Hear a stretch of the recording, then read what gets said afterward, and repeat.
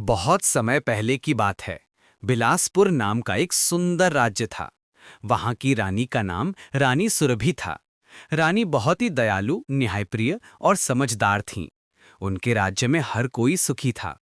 प्रजा उनसे बहुत प्रेम करती थी, क्योंकि रानी हमेशा गरीबों और जरूरतमंदों की मदद करती थीं। रानी के महल में बहुत से नौकर चाकर थे, लेकिन उनमें से एक नौकर राजू सबसे अलग था।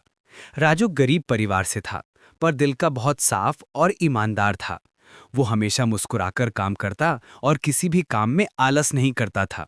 चाहे बारिश हो या धूप, वो सुबह से रात तक पूरे मन से अपनी सेवा करता। रानी ने कई बार राजू की ईमानदारी और मेहनत देखी थी।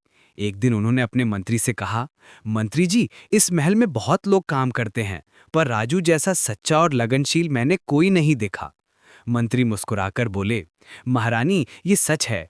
वो ना केवल आपका सच्चा सेवक है, बल्कि राज्य का सच्चा बेटा भी है। रानी ने सोचा कि वो राजू की परीक्षा लेंगी, ताकि ये पता चल सके कि वो वास्तव में कितना निष्ठावान है। अगले दिन रानी ने राजू को बुलाया और कहा, राजू, मुझे कल सुबह नदी के पार स्थित आश्रम में एक कीमती हार पहुंचाना है। ये हार बहुत मूल्यवान है, इसे किसी को दिखाना मत, समझे? राजू ने झुककर कहा, जी महारानी, आपकी आज्ञा का पालन करूंगा। रात को जब सब सो गए, राजू ने हार को एक छोटे से बक्से में रखकर सुरक्षित किया। वो जानता था कि ये रानी की अमानत है और उसकी रक्षा करना उसका कर्तव्य है। लेकिन उसी रात महल में चोरी हो गई। चोरों ने कई चीजें चुरा लीं और जब पहरेदारों ने उन्हें देखा तो वो भाग गए।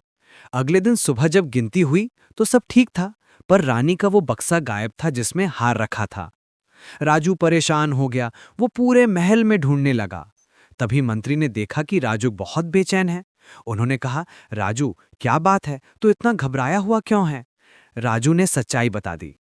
मंत्री ने रानी को सोचना दी। रानी ने सबके सामने कहा, राजू, मैंने तुझ पर भरोसा किया और तूने वही चीज खो दी जिसकी रक्षा का वचन दिया था। राजू की आंखों में आंसू आ गए। वो बोला, महारानी, मैंने कुछ नहीं किया, शायद किसी चोर ने ले लिया होगा। रानी ने गंभीर होकर कहा, राजू, मैं तुझे सजा नहीं दूंगी, लेकिन मैं तुझ पर भरोसा भी नहीं कर सकती। जब तक तू ये हार वापस नहीं लाता, तो महल में काम नहीं कर सकता। राजू ने बिना कुछ कहे सर झुका लिया और महल छोड़ दिया। वो उस हार की खोज में निकल पड़ा। उसने जंगलों, गांव और बाजारों में खोज की। कई बार भूखा रहा, कई रातें बिना छत के गुजारी, लेकिन हार ढूंढने की कोशिश कभी नहीं छोड़ी। एक दिन वो एक पुराने पेड़ के नीचे बैठा था, तभी उसे दो लोग बातें करते